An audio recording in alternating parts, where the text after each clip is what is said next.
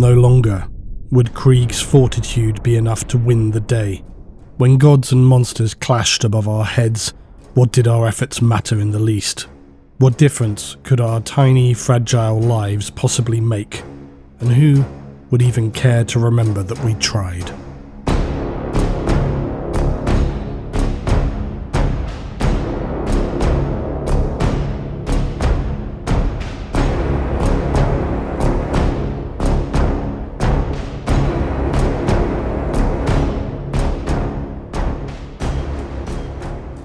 The galaxy-spanning empire that would exist in the wake of the Emperor of Mankind's Great Crusade would stand for 10,000 years.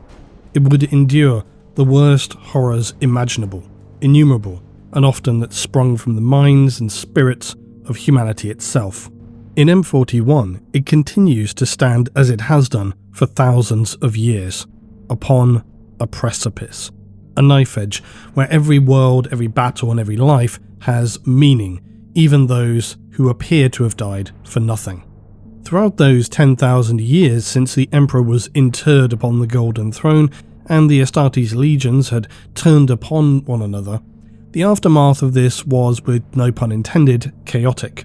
There were many cults and religious factions surrounding the Emperor of Mankind and how he was beginning to emerge as this divine figure. Some of these were genuine and of the faithful, others were power-mad conspirators and those who would seek to exploit the weak minds of men, even those who would seek the dark corruption and promises from beyond the veil. The Temple of the Saviour Emperor was one of the many cults which grew up around the worship of the Emperor. This had followed the exponential growth of followers among the imperial citizenry who began to view him as a god after the Horus Heresy. The Temple would become the dominant religious institution in the Imperium by M32, until later in M36 when the Age of Apostasy would see it reformed, and those who considered themselves under its banner were now reclassified as heretics. The new imperial cult would be all that remained. One of its core reformations was to reduce the gross waste of material the previous imperial cult had become known for in this era of decadence and greed. Critically, the religious department of the Imperium, the Ministorum, or the Ecclesiarchy was no longer allowed to form any kind of standing army, specifically no men at arms, militia, or navy assets. The idea was to prevent anybody with delusions of grandeur or ideas above their station creating another huge religious war within the Imperium, as was seen during the apostasy. This was of course where the loophole of the Sororitas would begin, becoming the military wing of the Ecclesiarchy somewhat unofficially because they did not violate the letter of the prohibition against men at arms. Despite the Imperium facing alien horrors which would consume entire worlds or burn them to sterile ash with Gorse weaponry, one of the most terrible and ever-present threats remains its own population. Hive worlds contain many billions, if not tens of billions of citizens. They often are industrial centres designed to output vast quantities of fabricated materials which are both important for systems nearby or broader continued war efforts. They may produce specific chemicals which are vital in plans that they couldn't begin to quantify, or they may produce military hardware for shipment off-world. Sometimes the very population itself is the most valuable commodity. However, there remains an extreme danger upon any such world. The vast populations for Imperial Hive worlds are not necessarily uneducated, but they're not versed in the more nuanced power struggles and structures of the Imperium. They are very heavily indoctrinated by imperial propaganda and the teachings of the religious institutions of the Ecclesiarchy. In fact, very much like as was seen in human history, it is the religious section of the Imperium which tends to educate the population the most. And most citizens upon Hive worlds really have no idea then what is occurring outside their own world, or even upon their own planet for that matter. The only information available is usually hearsay, sixth-hand stories of traders, or official imperial dispatches. In some respects, this is beneficial because it maintains a level of calm and simplicity to their daily life. They don't need to know that one system over, Tyranids came through and exterminated all life. That's just going to be a stress that nobody needs. It prevents the population also from wanting to branch out, desire too much beyond their day-to-day when they see that the nearby system has a planet which is doing a lot better than they are. And above all else, of course, faith is everything. Trust in the Emperor, serve him, and so on. On the other hand, if a powerful individual should decide to coerce the population into believing that outside forces have turned against them and the Imperium, and that now it is they alone who must take up arms, that it is their very duty to launch a religious crusade upon nearby worlds, then who among a populace would seek to question or to challenge such orders? Or more realistically, the practical ability to indeed make any difference. Likely even those who did think better of it would have still no choice but to go along with what seemed certainly suspicious, questionable, perhaps even traitorous. Planetary governors, rogue psychers, manipulated religious officials, noble families, even influential guild masters may seek to overthrow imperial rule to secure more personal dominion. All of these are the beginnings of the collapse of a planet. The labyrinthine social structures, the cutthroat politics of imperial worlds are in fact so unregulated that it may easily allow individuals or factions to rise to power through manipulation, deceit, and violence. And unfortunately, that is just the Imperium. Running a galaxy of worlds is quite difficult, and really you cannot get down to a granular detail of control in any meaningful way, because even if you did, it would still get distorted by corruption. For as horrifying as the Imperium is, they do try to rule things with a moderately hands-off approach. As long as a world is producing and outputting what it needs to, then they're pretty happy.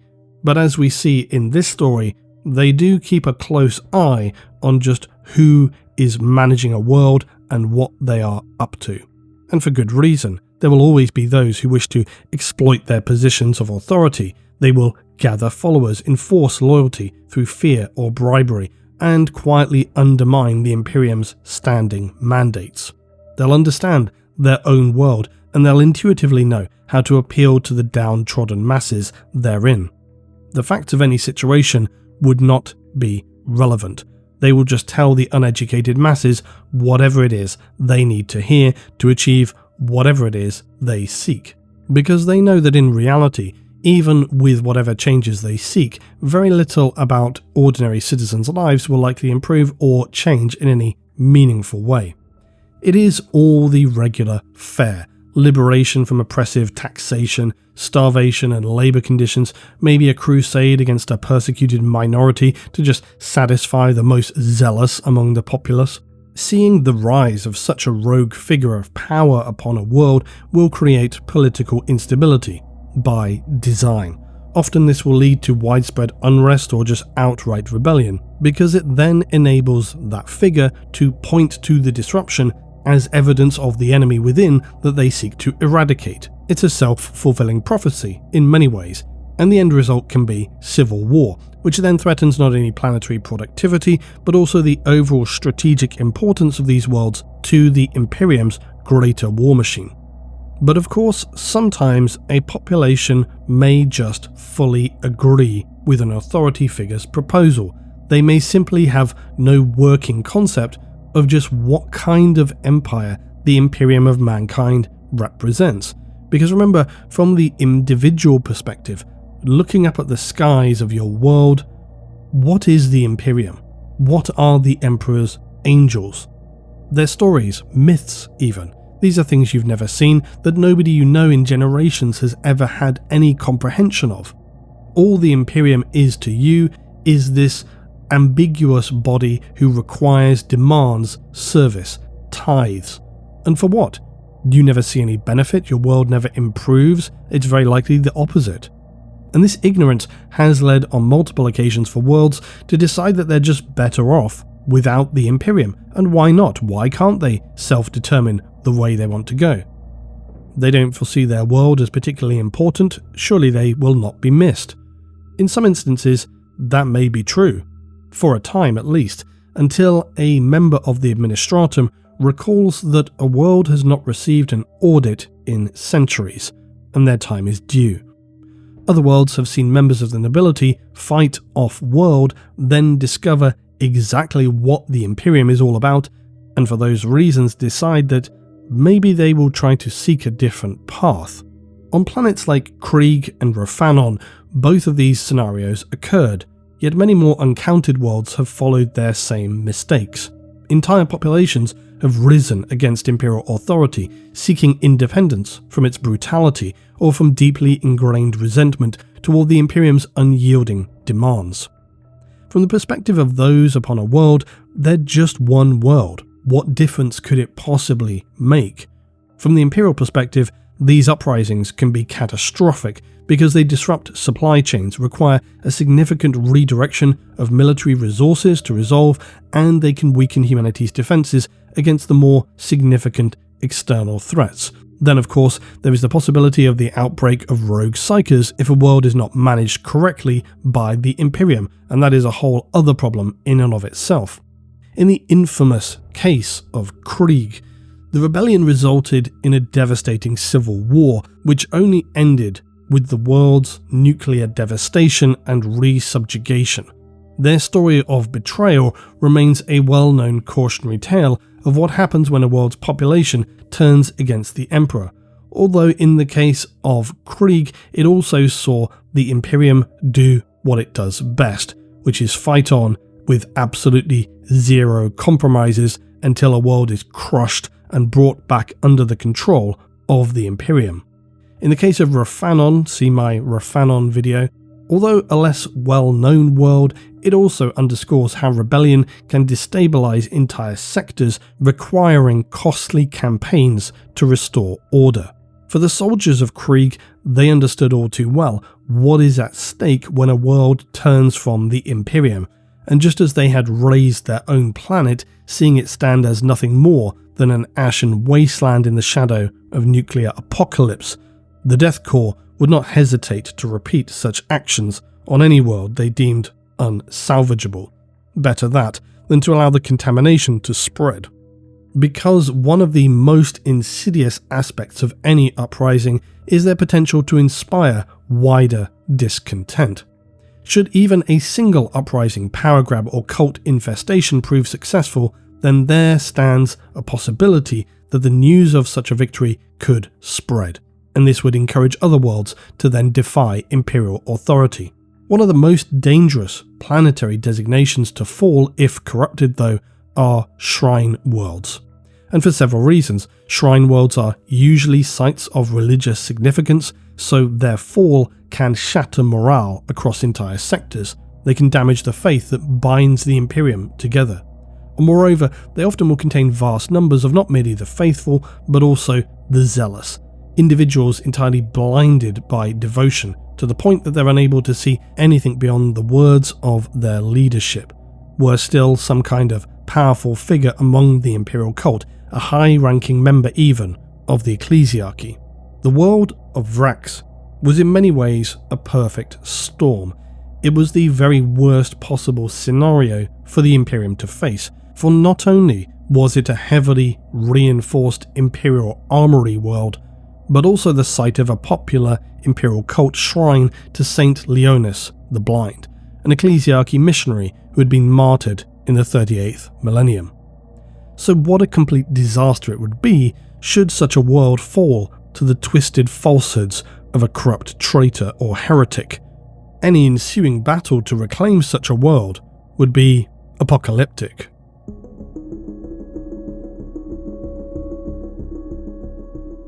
The Vraks planetary system contained 4 worlds: Vraks Prime, Secundus, Tertius, and Urix.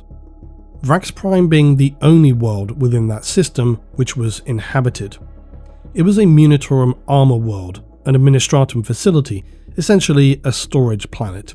It contained supplies for the Imperial Guard or other assets that had been mothballed, only needed by reserves or during emergency shortages. Because of its relatively unimportant status, it contained a fairly small population by the standards of Imperial worlds, of an estimated 8 million citizens. These were mostly workers, but there was a decently sized garrison of troops and a planetary militia, otherwise known as the Planetary Defense Force. Despite its unassuming purpose, Vraks saw a transitory population of religious pilgrims who came to the planet to visit the shrine of St. Leonis, and these numbered anywhere between 1 and 5 million at any given time. There would also be periodically large Imperial Guard forces who arrived to restock or upgrade their equipment before moving onward. A substantial barracks existed for this purpose within the starport upon the world.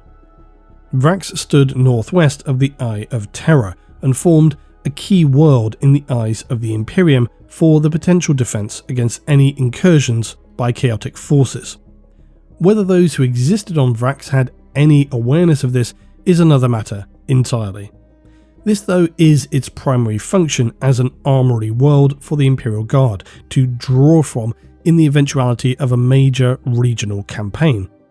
But this is in fact common throughout the Imperium, and while it obviously creates problems of its own potentially, it's far easier to move ships containing masses of Imperial Guard who can then bolster a standing defense force than it would be to ship vast quantities of material around, because that in itself risks being compromised in some way while en route.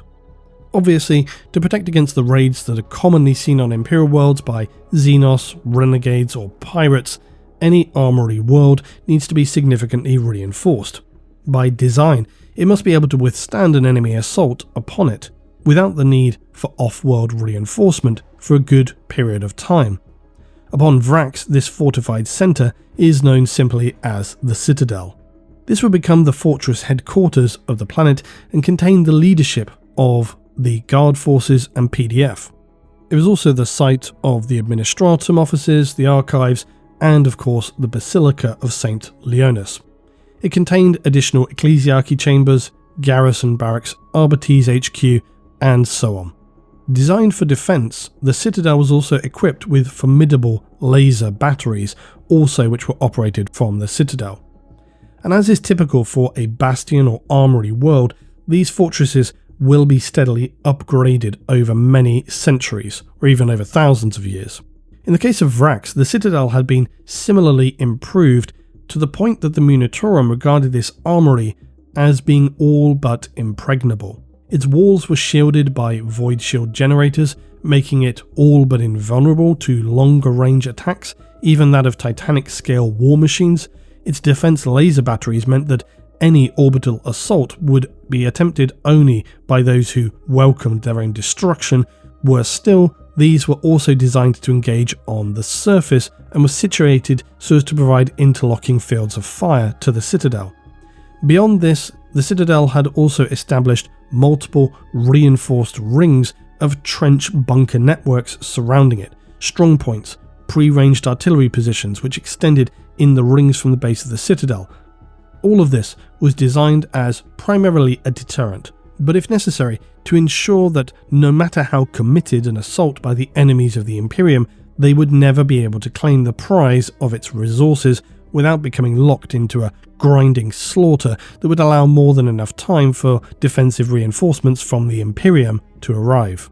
This was not merely theoretical either. Vraks had already endured raids from renegades and pirates, even some uprisings within its populace. This isn't unusual for any Imperial world, just small-scale instigators were always something that the Arbites have to deal with from time to time. But in its 10,000-year history, Vraks had never fallen to the traitors, the raiders, or usurpers.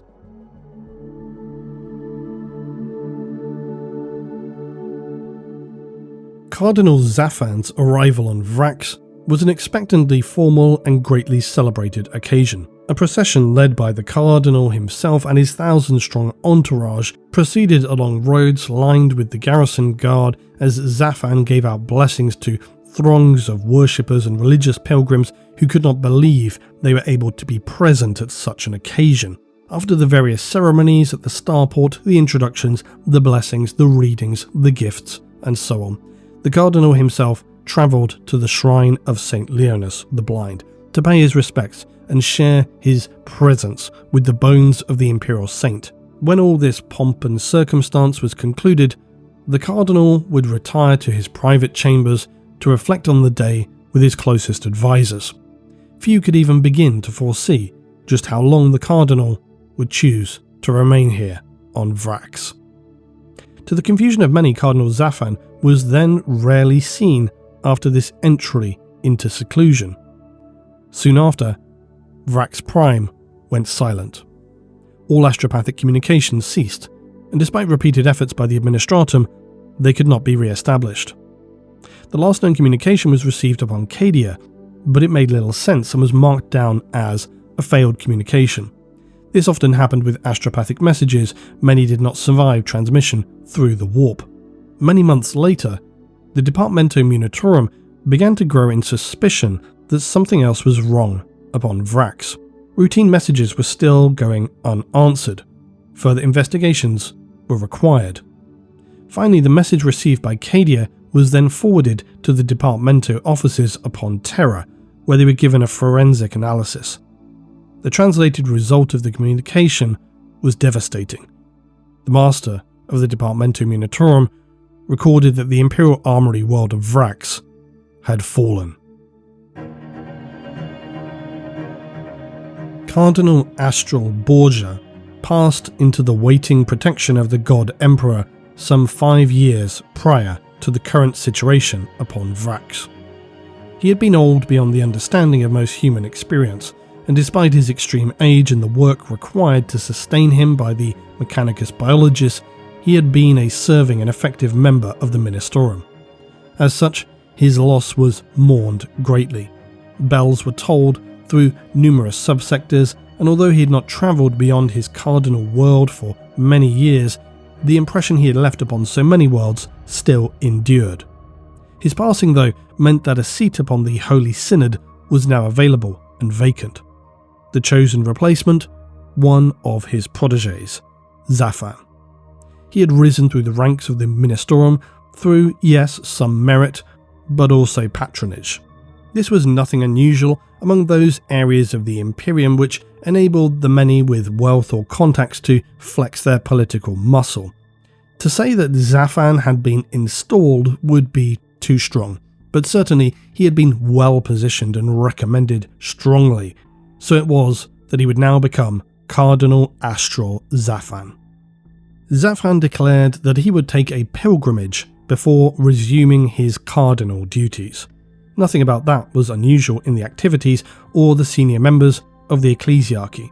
They would often consider it a necessity to travel the worlds within their sector to take the pulse of the populace and ensure that all shrines were adequately secure and attended. It had nothing to do with the fact that this also enshrined their status, power, and visibility in the hierarchy of power for the territory over which they presided. Cardinal Zaffan's tour would take them to many shrines, cathedrals, and places of importance throughout this Scarus sector. He would preach upon these worlds, bring to the people the peace, security, and unity that the Imperial Creed provided. For it was his sacred duty now to protect the very souls of billions of Imperial citizens. By the standards of the ecclesiarchy, it was a modest tour. His entourage contained a mere 1,000 preachers, deacons, servants, and menials. It did, though, contain a personal bodyguard of the Adepta Sororitas, as was pretty standard for such a powerful figure's pilgrimage. They were a gift from the Arturus Priory of the Order of the Argent Shroud, and a cardinal may require protection from his flock just as much as he might against the more diabolical enemies of the Imperium. As was typical of such a tour, the presence of the cardinal and his entourage whipped the population of the world into a zealous frenzy. Such events were not commonplace, and so they raised the status and commitment to the imperial faith significantly within the population. Often, this meant that the most zealous among the citizenry of a world would attach themselves to an ecclesiarchy pilgrimage if they were authorized to do so, and these may also be classed as redemptionists, but their presence can be as beneficial as it can be problematic. I've often noted that the quick-to-judge heretic stereotype among the Inquisition and ecclesiarchy is sometimes overstated, that in actuality such judgments are at least a little more measured. Well, not so among the redemptionists. They may often in fact descend into the underhive of a city to purge traitors and heretics. And that means it's gonna happen one way or the other. Whether those that they find are truly heretics or not is not particularly relevant. And sometimes these overzealous worshippers require the intervention of the Arbites or even military forces to prevent them from whipping entire populations into crazed riots of senseless purging. For all their problems though, having some mad worshippers ready to throw themselves in harm's way at the slightest provocation is not always a bad thing for an imperial official, and so in the case of the Cardinal's pilgrimage, so long as the zealots were not actively causing a problem, they were tolerated. And as was also typical, they considered Cardinal Zaphan's tour to be something of a crusade, whatever that meant in their eyes. Presumably some kind of opportunity to just purge heretics whenever they were encountered. When the Cardinal's pilgrimage reached the world of Thracian Primaris, Zaphan's sermons attracted many thousands of its citizenry. Rioting sparked among the many thousands who were just attempting to see him with their own eyes, and the frustration simply boiled over. Arbites and Sorotas were forced to engage with the masses, and hundreds died in an ensuing slaughter. The Cardinal witnessed, for the first time then, something that began to shape their outlook. To understand that scores of these people could die, and still they would beg to join his service. For despite the many who lay dead at the hands of his bodyguards, just as many still lined up in the aftermath to pledge themselves personally to him. Some of the more extreme members of the populace were even calling him a messiah.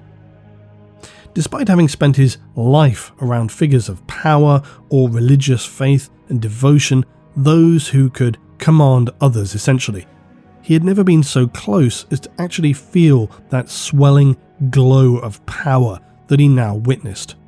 For many among the ecclesiarchy and the imperial cult, this was something they understood all too well, and that had to be carefully managed, maybe used where appropriate, but always treated with a cautious respect. Zaphan, though, began to see things a little differently.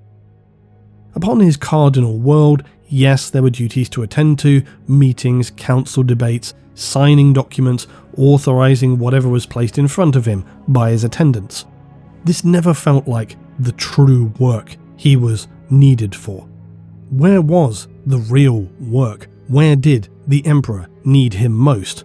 It was out here, on these worlds of the Imperium, just seeing how these people followed his words and his command, looking at what they could endure, and simply ask for more. It shaped his thinking, and that of his new position, in a way no scripture had. He did not want to be an all but anonymous cog in the bureaucracy of the Ministorum. Why waste the talents he saw were so self-evident?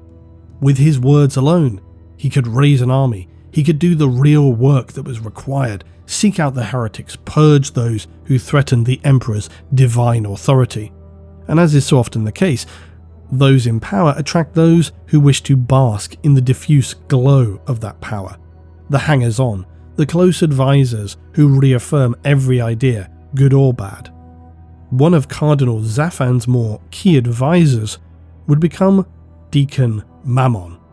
He had only recently joined the Cardinal's entourage during their time on Thracian Primaris, but he was already favoured by Zaphan for his local knowledge and practical implementation of command. Most importantly, he agreed with Zaphan that a uniting figure could certainly lead a war of faith throughout the Scaros sector, but that their next moves must be extremely carefully coordinated. Those who would seek to undermine such righteous efforts lay everywhere.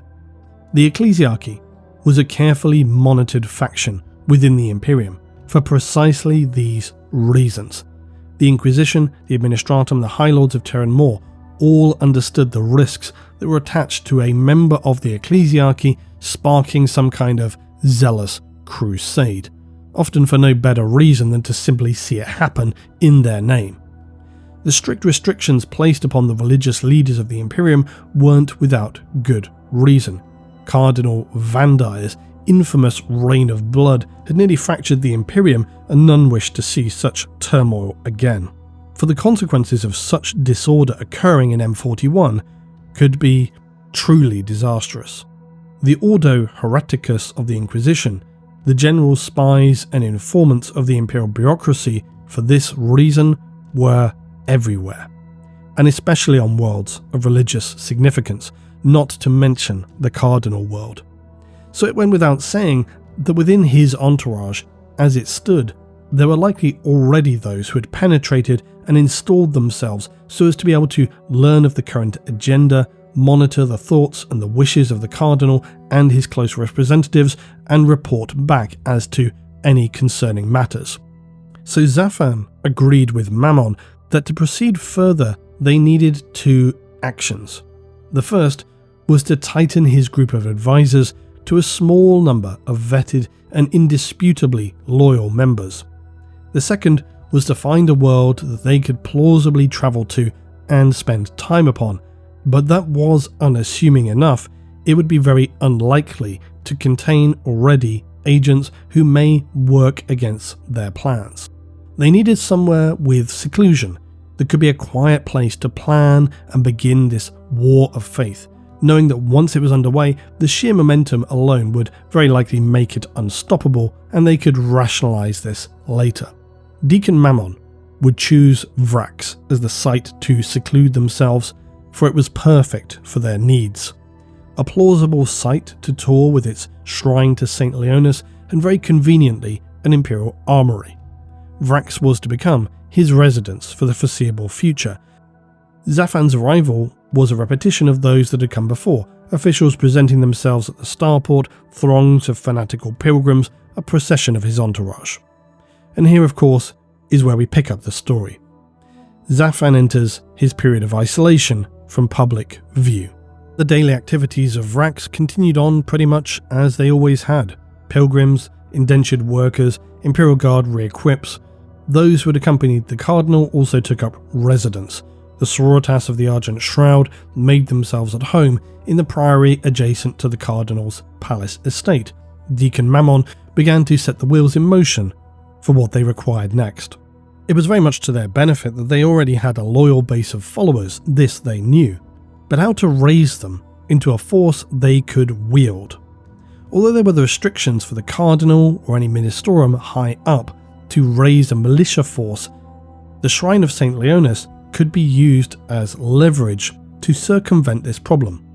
Although there was a flat ruling against raising any kind of standing army, a holy site could, in times where it was threatened, raise a frateris militia to protect itself. It's not uncommon that in the Imperium, citizens upon a world hear about a conflict that's coming or something happening off-world rather than ever actually see it with their own eyes. Sometimes such conflicts can continue on for centuries, the war on the fringe of a system to which the guard and militiamen are continually shipped off to. But that war may never actually come to the hive city itself, and that's for the benefit of everybody. So upon Vraks, rumours began to spread. Missionaries and preachers began to infiltrate and inject a narrative into the populace of Vraks. Systems in the region were under attack from heretics, and that Vraks itself could be next. The mere prospect of this activated the religious pilgrims, and of course the zealots among the Cardinal's existing followers, who were by now breathlessly waiting for just such an eventuality. Almost immediately upon Vraks, the mood changed, and any who spoke even the mildest criticisms towards Zaffan were detained or worse. So it wouldn't be too strong to suggest that almost from the outset, Zaffan and Mammon had created their very own cult upon Vraks, for the behaviour of the mob immediately became fitting of such a description. Cardinal Zaffan would protect them, protect St. Leonis, and indeed Vraks itself. He was their saviour, his words were the only truth they needed, and only with their complete loyalty and devotion could all endure the conflagration that was likely coming. Meanwhile, as all this furious activity was taking place in public, Deacon Mammon was also forming the inner circle retinue that they had planned, drawn from the Frateres who had sworn oaths to the Cardinal during their tour so far, or from the pilgrims already upon Vraks. These would become the disciples of Zafan and represent an elite force to protect him at all times. Most shockingly, the commanders of the Vraks garrison, the steward of the citadel itself, were coerced and bribed into compliance. Soon enough, they were loyal members to the Cardinal also. And then there were of course those who resisted. But with the momentum already swelling upon Vraks in the populace, any officials who would not kiss the ring of Zafan would be replaced with hardened loyalists of the Cardinal.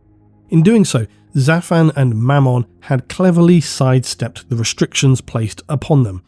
They were not directly commanding any military force here on Vraks, so to speak, but those who did command the forces were under the full influence of the Cardinal and his closest advisors. And this prostration of the regular forces before Zafan was vital to their plans, for while the small militia raised around the charade of protecting the shrine served its purpose, such a force would never be able to hold out against any real opposition. The only holdouts upon Vraks would remain the Arbites. Mammon had of course been correct. Although he and the Cardinal thought they had been very subtle, very careful, the eyes of the Inquisition and other Imperial administrative forces are everywhere. And while they had chosen a planet which served their purposes, even such a quiet world as Vraks had agents upon it. It was in many ways a very foolish wish by Zafan and Mammon to imagine that they could begin such an uprising and have nobody notice. Vraks, just like many worlds, had a populace primed to resist the cruelty of the Imperium. Its population of millions did not live a particularly good life.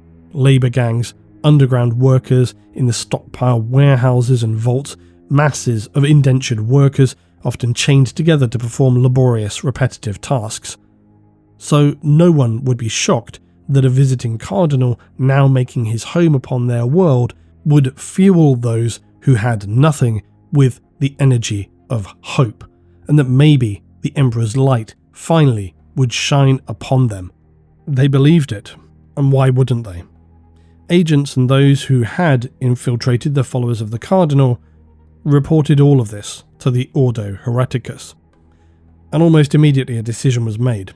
The reign of Cardinal Zafan was to be ended. Such situations are the scenarios ideally suited to the members of the Officio Assassinorum, because to detain somebody like Zafan would now be likely impossible and inflammatory. They may even see some pushback from the broader ecclesiarchy. And although an assassination was not a particularly better option, it would likely be generally a cleaner solution. Yes, in the short-term aftermath, certainly tempers would flare, but often these will burn out quite quickly. Other officials are also reminded of the fact that the power of the Imperium cannot be ignored nor hidden from. Ordinary citizenry may riot for a time, but eventually this burns itself out. The priority was to remove the head of the snake. When the single-shot heavy penetrator round from a Vindicare assassin's rifle rang out, it was the last thing that the Cardinal and those around him could have expected. A stone pillar exploded, and although it punched clean through the stone, the impact still reduced its energy. A bright flash of light blinded those immediately surrounding Cardinal Zafan as the round struck its target. Unfortunately for the assassin, Zafan was wearing a Rosarius-mounted refractor that, to the untrained eye, was merely a decorative item.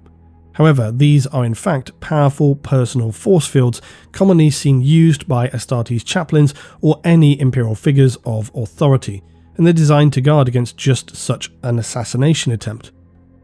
But before he could even clamber to his feet, the personal guards immediately surrounding him were instantly dead as more shots came. But the most important shot had failed. The assassin knew that their primary objective was no longer viable, and the immediate situation was about to quickly deteriorate. He reloaded with lightning precision and descended at speed a spiral staircase into the chaotic, panicked courtyards below. The scene was reminiscent of having kicked apart an ant's nest. Pilgrims and guards were in an apoplectic state of shock and disbelief, and the assassin burst through an arched door at the bottom of the stairwell. He came face to face with a young preacher who simply stared in stunned silence at the black-clad monster before him. What was this thing? Before he had an opportunity to scream or even formulate a thought, he was instantly slaughtered by the Vindicare, his chest exploding from the hip-fired near point-blank rifle shot. Guards were everywhere now, and all doors in and out of the citadel were being sealed. Stealth was no longer an option, as the assassin made for any escape that could be found. They deactivated and discarded their rifle as its bulk was no longer optimal. Evasion and escape was the absolute priority. The Vindicare was moving so fast as to be a blur to ordinary human vision.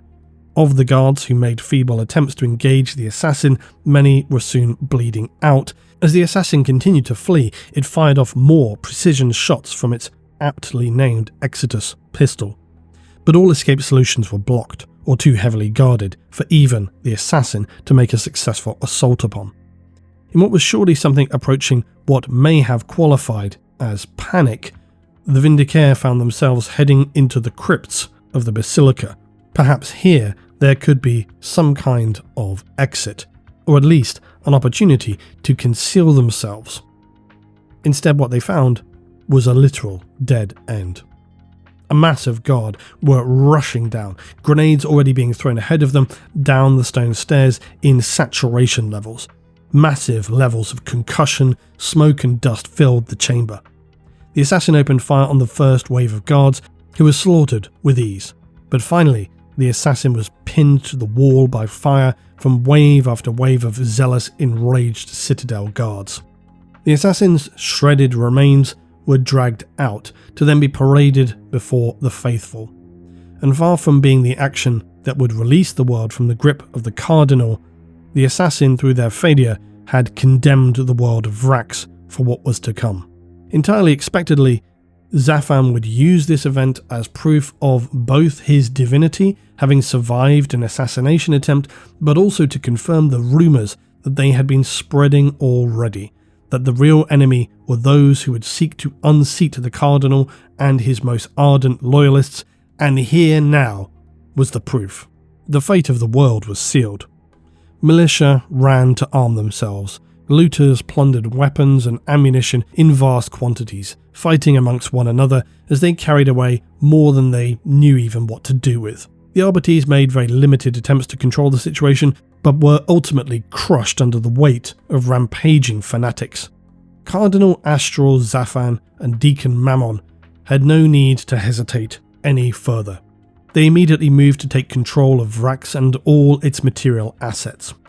Hundreds of thousands of labourers and other workers broke free from their guards and also rushed to equip themselves with whatever weapons they could find.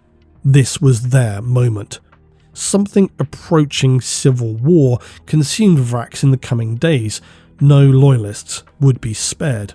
The confused Sororitas attempted to appeal to Cardinal Zafan, imagining that they would somehow be able to resolve this situation. Instead, they found themselves disarmed and imprisoned in the deepest dungeons of Vraks. They would not see the light of day again for many, many years.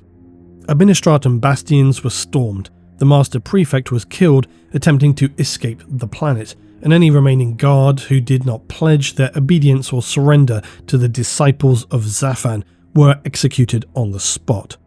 The communication networks and astropathic array were overrun, as the world of Vraks now went silent. Cardinal Astral Zafan now held singular and total control over the citadel of Vraks. The timing, though, was problematic. It was clear that the Imperium were set upon removing Zafan from his position, and the shockingly brazen assassination attempt came far sooner than they ever could have imagined. They had barely begun to prepare for their crusade, their war of faith that would elevate the status and power of the Cardinal. And now what could they do? They could not proceed with this, and so they had to instead turn to consider their very survival. They needed to begin preparations for a defense immediately. For the only question upon their minds now was who would the Imperium send to wrest back control of Vraks in the name of the God Emperor of mankind.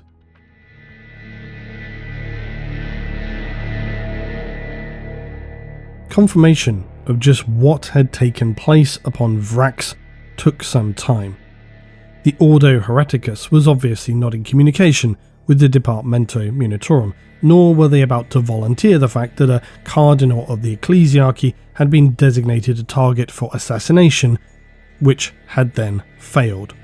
The wheels of imperial bureaucracy turn excruciatingly slowly, no doubt something that the deacon and cardinal had been entirely prepared to rely upon, knowing full well whatever response came would not be swift, but it may indeed be severe. Many months passed before the Administratum on Terra even began to prepare any kind of response preparation. Vraks was a fairly low priority in the greater scheme of things. It was not a vast population centre containing tens or hundreds of billions of citizens in hive worlds. It was not a key Mechanicus Forge world, nor was it a critically placed world in an active border war zone. It was logistically important for the Munitorum, although in the present moment Vraks seemed unimportant even in this regard. The forces of chaos though were unpredictable, and raids, or worse, a new Black Crusade, could appear anywhere at any time, with little, if any, time in which to prepare. In such a scenario, a world such as Vraks was vital. It could determine the fate of a vast region within a spatial sector. The Emperor's Tarot told an equally bleak story.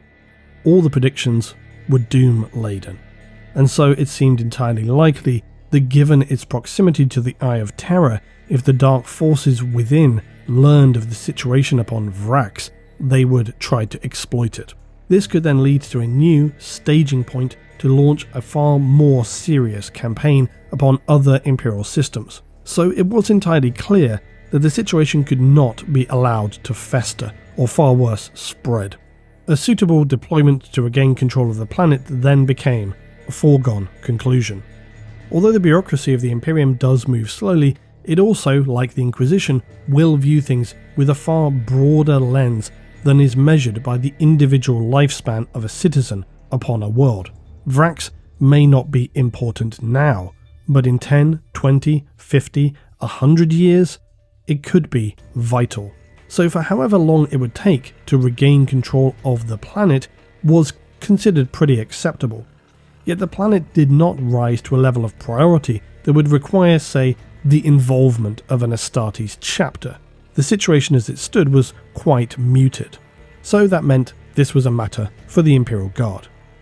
The High Command of Segmentum Obscurus were issued orders to retake Vraks in the name of the Emperor. The commanders stationed upon Cadia read the briefings, the intelligence, and the documentation of Vraks' defensive capabilities in this mission they had been tasked with, and it made for sobering reading. Vraks was no hive world, no Xenos jumping off point. It did not contain a multi-purpose, sparse industrial sprawl, nor a solid mix of habitation and fabrication which saw both strong and weak points which could be exploited.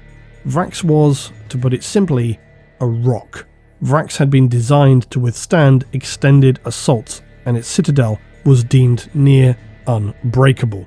The senior members of the Astra Militarum began to feel quite uneasy with what they had to face. Within their calculations, there was a solid argument that the expenditure of men and materials required to retake the planet would be so severe that it would bring about a net loss when all was said and done. On that basis, there was a logical argument for straight exterminatus.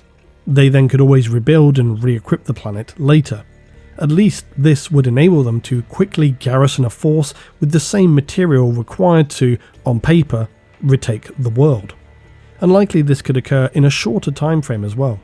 The more skeptical members of the High Command also highlighted that with any long-term engagement, there would be unforeseen dangers, random events, and who could predict what else. So might it be better to just draw a line under the situation and move forward? All of these pleas carried very little weight, because the order from Terra itself was not to burn the planet and rebuild. The order was to retake the world of Vraks. It was marked with the seal of a prefect of the Master Administratum's office, servants directly working under command of the High Lords of Terra. Their hands were tied. Failure to carry out the order would be met with unthinkable repercussions by the Inquisition, and so the Militarum shelved all other options. The Lord Castellan began alongside his Imperial commanders to draw up their plans for the siege of Vraks.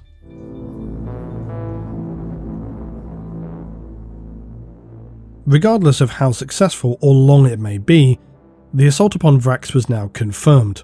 It rested with the Council upon Cadia to decide just what form this would take, and given the concerning information they had before them about the citadel on Vraks and its ground-to-orbit defensive capabilities, several options were immediately discounted. Orbital assaults could not conquer worlds. At some stage, deployment would be necessary, and likely any ships attempting to engage from orbit would suffer considerable losses. Landing craft would be incinerated from the skies by the defensive laser batteries. Astartes drop pods would also be of limited use in such a defensive position, and they themselves would also risk considerable losses from defensive laser batteries. Their Thunderhawk gunships wouldn't fare much better. Overall, the conclusion was that any direct high-intensity assault, be that Guard or Astartes, would suffer significant losses, and they may not even be particularly effective. Were they to request the Astartes to be involved, any chapter master would look at what they faced and understand the number of battle brothers required to make a dent in the defences of Vraks were just a poor use of their abilities, and ultimately would be damaging to other conflicts where they would be best deployed. These were no longer the days of the Great Crusade and the legions. Astartes now operated more like strike teams. In some instances, they took on supporting command roles for a world. So if they were to take part in a protracted siege war, this occurred only for the most strategically paramount worlds, such as Cadia itself, or as we looked at recently, Vigilus. One suggestion that did gain some support was for a naval blockade of the world. It was not a great solution, but it had its advantages in terms of minimizing material loss. They would prevent reinforcements and supplies, periodically launch unexpected raids against its defences with hard-hitting, well-equipped, smaller teams, and then perhaps over a century they could diminish the strength of the citadel enough that a more direct assault with some losses would then be practical, and they believed this could be achieved fairly sustainably. Some among the military council noted that a period of 500 years for such a plan was more realistic, and that the Munitorum would just reject this outright for being too weak-willed and dragged over a scale of time that they would see as unacceptable. The last option then was a protracted siege battle. It was certainly as unpalatable as the second option, but it had the benefit of maintaining constant pressure upon the enemy. After all, these were not veteran guardsmen. It was a garrison force supported by militia and effectively a peasant revolt. Who knew how long they would last against the pressures of Imperial siege warfare? They would grind them down through long-range artillery and trench warfare, month after month, year after year, until they were completely broken. After all calculations were complete, attrition rates, resupply practicalities, the unpredictability of warp travel, the number they settled upon was 12. 12 years to complete the siege of Vraks. Their solution was sent on to the Departmentum Munitorum. A new army were to be founded to lay waste to the traitors held up in their bastion citadel upon Vraks. The force assigned to this task, the 88th Imperial Guard Siege Army. All of its number were to be drawn from the planet of Krieg. It would comprise some 18 of their siege infantry regiments, 5 tank regiments, 8 artillery regiments, and then additional independent artillery containing 10 artillery and 4 heavy mortar companies. Now, I have already covered the origins of the Death Corps of Krieg in a separate video on screen now, so follow that link if you wish to have that additional information, which I recommend as it's very relevant. In short though, the Death Corps of Krieg are an anomaly within the Imperial Guard. The world they originate from was effectively completely destroyed in a 500-year civil war that culminated in nuclear Armageddon. The Imperium effectively wrote off the world as dead, only to discover some time later, and to their shock, that some had endured below ground. The surface of the world was now an irradiated hinterland, the planet tracked with hundreds if not thousands of miles of trench networks, and those who had continued the war above ground, known now as the Death Corps. Over 15 generations, the Death Corps had been tempered in the ashen hell of their world, and learned how to exist in the most extreme warfare conditions imaginable. Where others' morale would break, the Krieg had become, through the nightmare of their own world's experience, conditioned to weather any scenario, for little could compare to the psychological horror they had endured upon Krieg. Where other Imperial Guard forces were bolstered by rousing speeches and the achievements of individuals, the progression of rank, the hope of survival, the Kriegsmen took a fairly unique perspective. They accepted their losses, totally. The scale of loss was never a relevant factor for them, only that in some small respect, their life counted toward the overall goal. For many other Imperial Guard forces, fighting alongside the Death Corps was a disturbing experience. For one, they appeared entirely anonymous, referring to one another only by their identity numbers. Rarely did they ever remove their respirator masks, and most troubling of all, showing an almost casual disregard for life. In some instances, the deployment of Krieg alongside regular Guard forces actually had a demoralizing effect, and commissars were often assigned to attempt to reduce the horrifying waste of life being displayed before others, often with only limited success. For these reasons, along with the fact that those from Krieg excelled in specifically the kind of warfare that was required on Vraks, the Death Corps were chosen. They were the masters of material attrition and could endure the horror that was to come. Such a war would have broken any regular guardsman in a matter of months. Those of the Death Corps of Krieg could endure, weather the unrelenting bombardments, the assaults across open ground that could see as high as 99% losses. I've often seen it said that the Siege of Vraks is regarded as the stereotypical gone wrong military campaign. The everything was doomed from the start, and we will glorify the depressing horror of the situation. Now, in some respects, that's not untrue, but in the main respect, it's completely wrong. The deployment of the Death Corps to Vraks was not intentioned to be a war that would be easily won.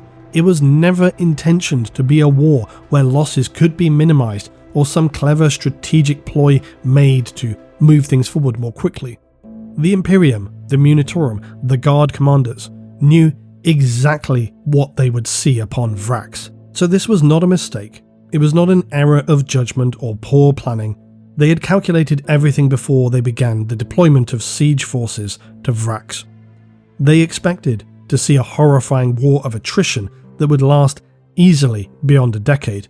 They expected a high rate of material losses and a trench war of appalling human wastage. This was not a surgical strike, it was a blunt trauma campaign of how many lives will it take to regain control. So there was no confusion whatsoever in what the commanders were asking, and the siege upon Vraks was to unfold just as they had expected, at least in the initial years.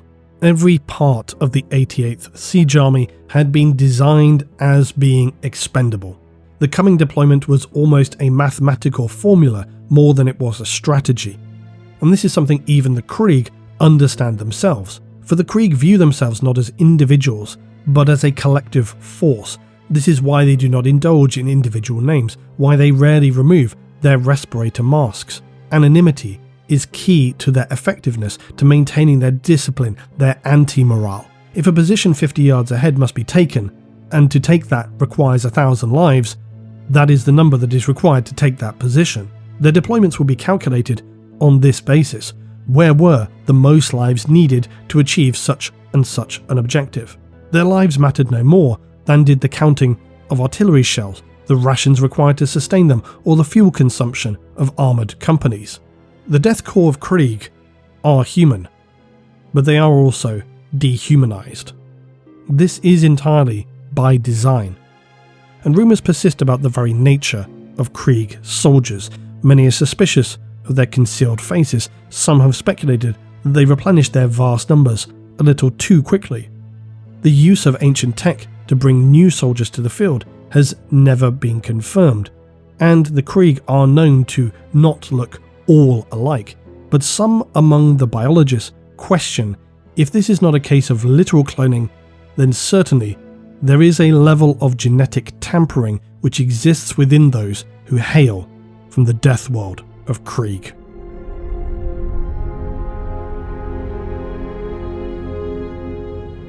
In the time since that fateful shot rang out, Cardinal Zaffan and the Deacon Mammon had established a new power structure. It was a fairly typical authoritarian playbook. Those who proved loyalty and were aggressively successful in their role were given promotion and power. Zaffan and Mammon cared little about how that was achieved, only that those who were closest to them were loyal in the absolute and self-disciplined, willfully strong individuals. Their approach was to be fairly simplistic. They had plenty of material firepower, and the masses upon the world were reminded that just as the approaching enemy would show them no mercy, neither should they be given any. For if they could just hold this world and be successful, the rewards to all would be great, and the message sent even greater. The existing garrison may have been able to give something approaching the most rudimentary of training, but this was not a planet stacked with veteran guard regiments. However, they likely could stand and fire weapons, and that was about all that was really required here. The trench networks surrounding the citadel were extended and reinforced. Artillery was brought out from storage en masse and positioned with a catalogue of pre-ranged positions to fire upon. Cardinal Zaffan wished to see a scene upon the wastelands of Vraks that was nothing less than, in his words, a slaughterhouse. The sheer numbers were a major strength for the forces of Zaffan. An unknown number, but something estimated at that 8 million souls. All of them were now considered, activated, and potential combatants. Within their number were the disciples of Zaffan, who likely formed something approaching the standard Imperial Guard soldier. They were the most experienced, well-equipped, and most zealous, and would be also the core of their army. Second, with a standing garrison force here, the PDF, pretty poorly trained but mostly competent. And beyond that were the workers, who were given training where possible, but mostly were driven by a bitter resentment and just a desire to live. They were incapable of using any complex equipment like artillery or armour, but they could be thrown at the enemy in big numbers or stood at defensive positions to fire from. But in truth, their numbers counted considerably more than their combat effectiveness. Adjacent to these were the pilgrims and worshippers.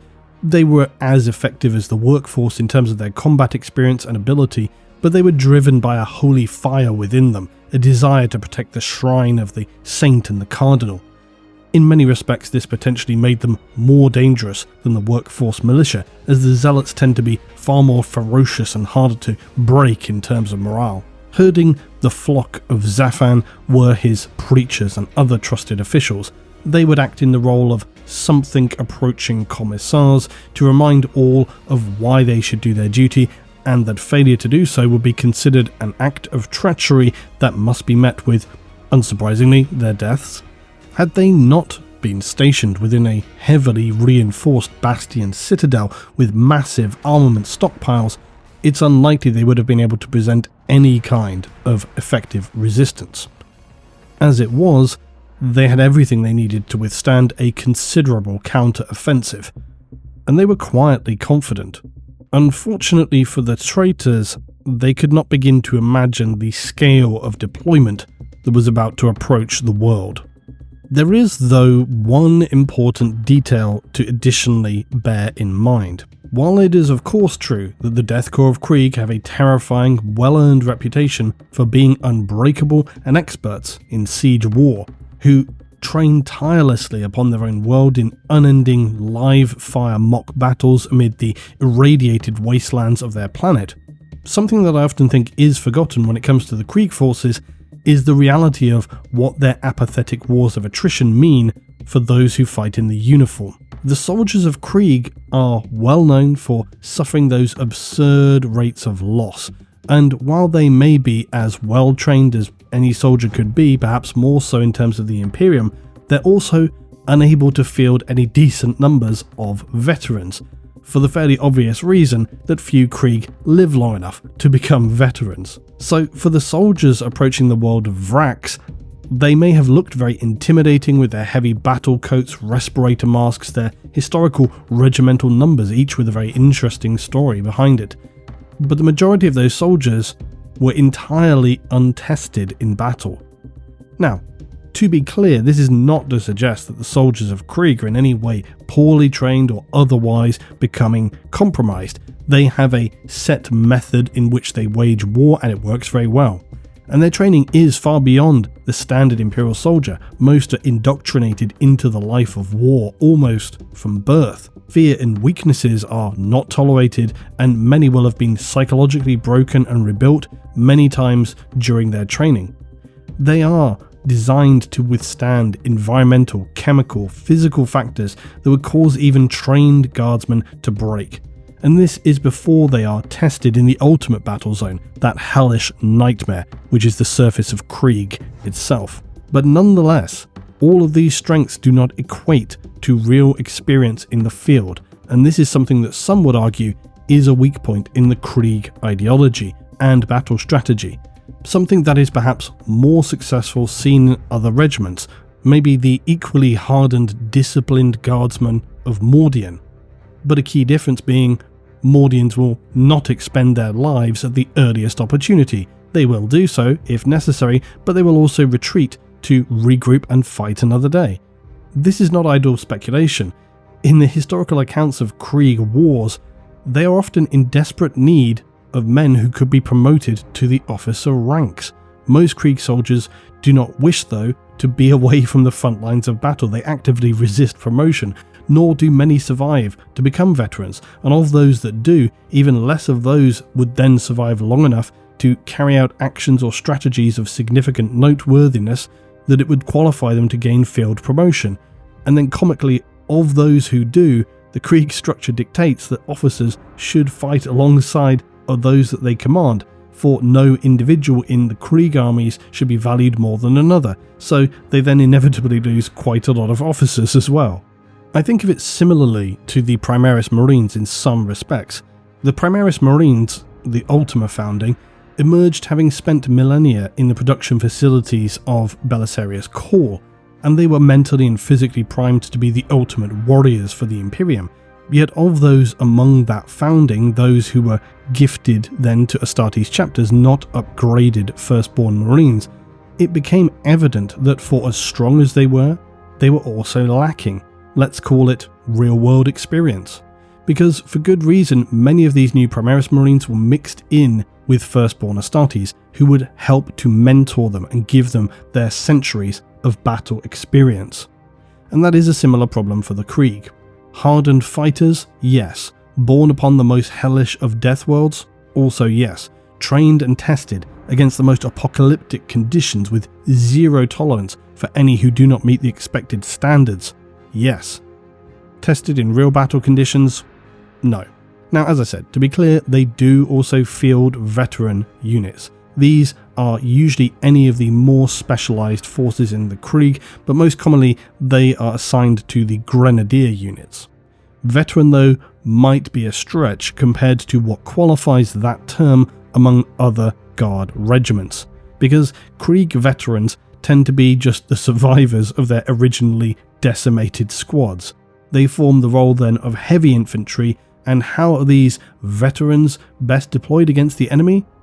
Well, of course, they form the leading edge of an assault wave, the first men to go in, the theory being that their heavy equipment and experience will sharpen the edge of an assault and cut deeper into an enemy, armed with las weapons designated as hell guns, a turbo discharge weapon linked to a high-capacity energy cell worn on the back, essentially hotshot las guns, and they also can be equipped with just about any combination of infantry weaponry they choose. They are, in effect, the Krieg iteration of Imperial stormtroopers. They may also be seen to use these small armoured vehicles known as centaur carriers, which would propel them forward across the lines, also enabling them to bring any heavy weaponry they should need in tow, heavy flamers, stubbers, and so on. So the potential lethality of the Grenadier Corps is far from being an incorrect assumption, but it's just comical that again they throw any who survive even a little longer than average into a role with the lowest possible chance of survival.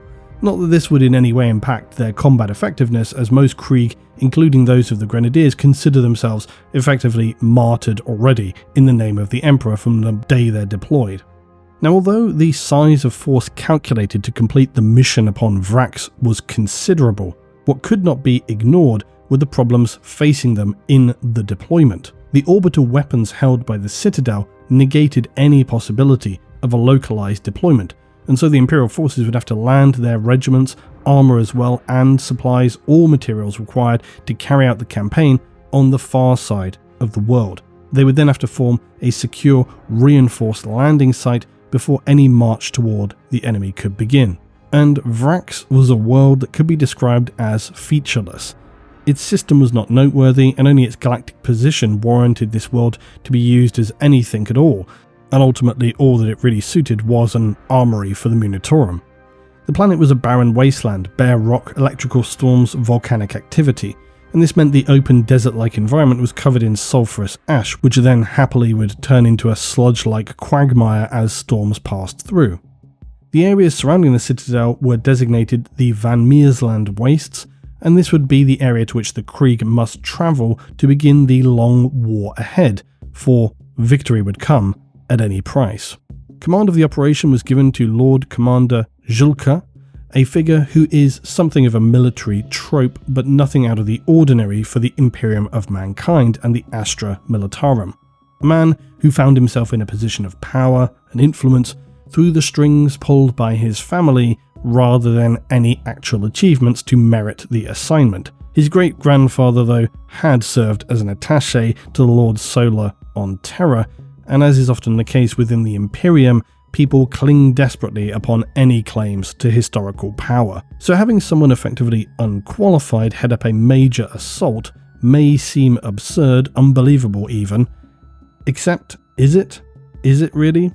This is the Imperium of Mankind we're talking about, who literally wage wars based on numerical superiority and little more.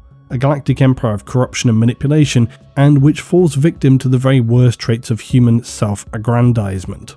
Julka had established his headquarters during the deployment zone of the first Krieg to arrive on the planet. This would enable him to see in real time the progress of the Imperial forces and make adjustments as necessary to the changing situation on the ground. No, just kidding, he wasn't even in orbit of the planet. He set up his HQ on another planet entirely that was more than safe and at a considerable distance away from Vraks. If you should falter, remember that Captain Darling and I are behind you.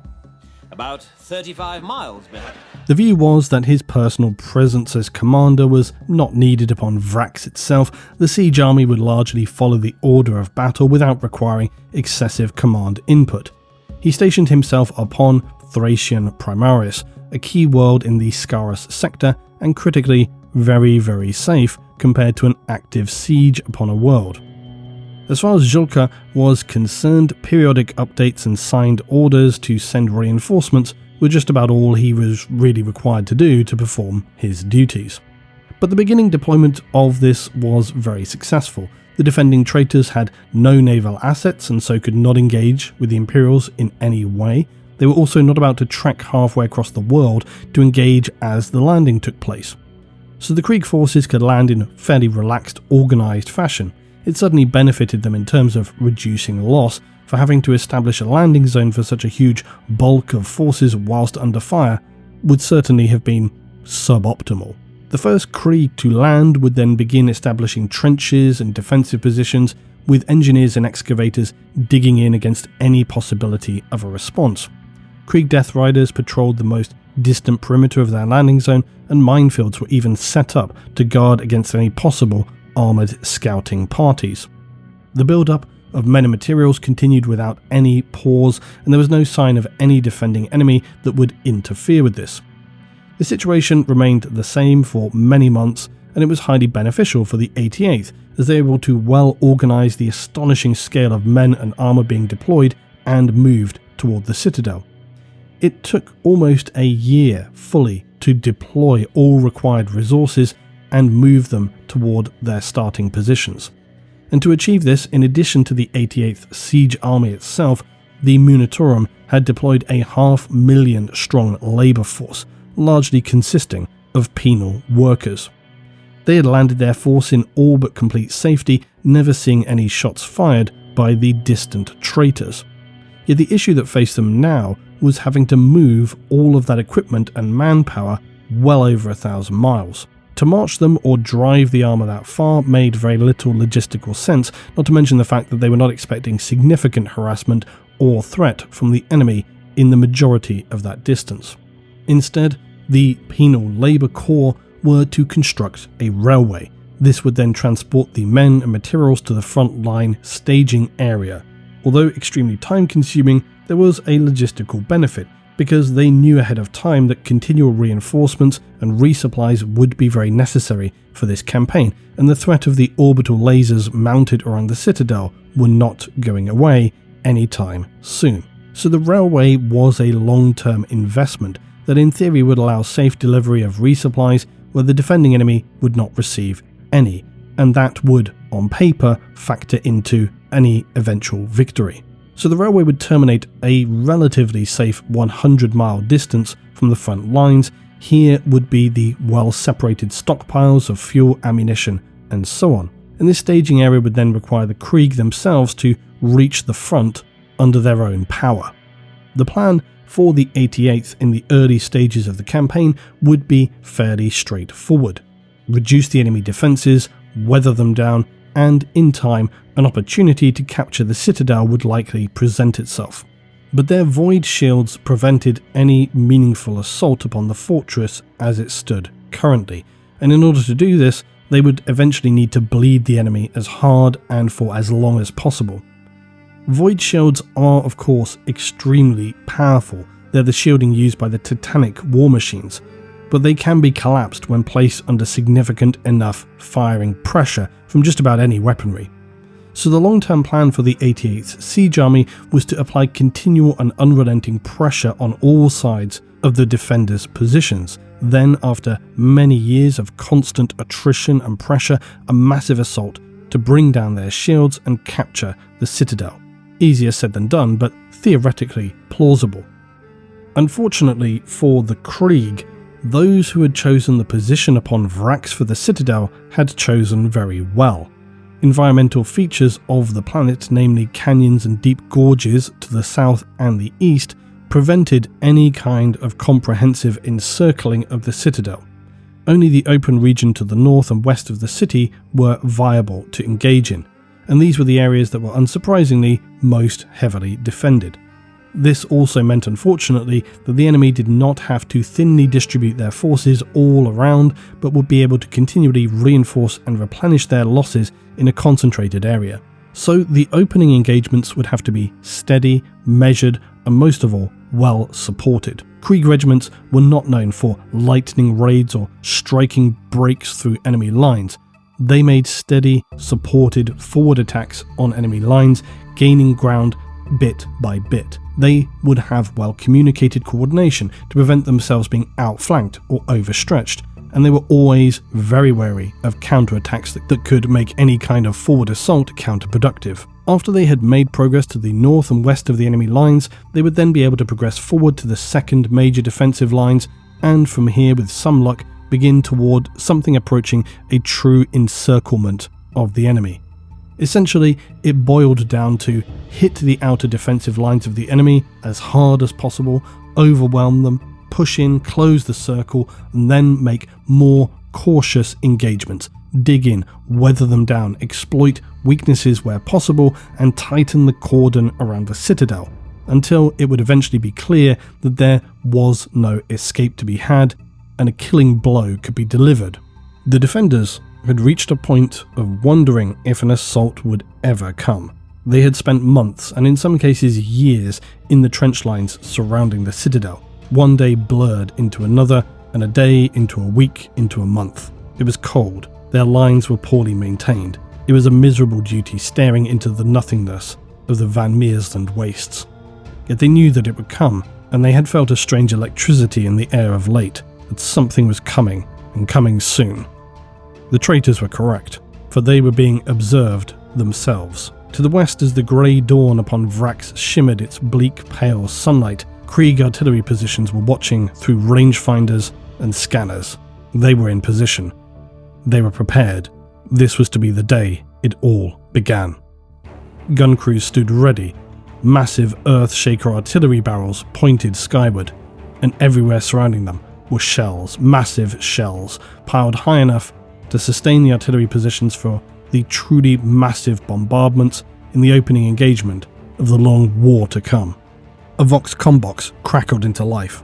High-pitched beeping screamed through the speaker, and the communications operator flicked switches to descramble the message, each turning to their commander. "Signal is correct, sir. Open fire." The Krieg gunners and artillery crews braced themselves for the onslaught that had been over a year in preparation, and that would not end until the traitors lay obliterated, pounded into dust from the immense siege weaponry of the Death Corps. They received the order through their helmet communicators. All eyes were locked upon their commanders, who, as they dropped their arm, screamed out, "Open fire!"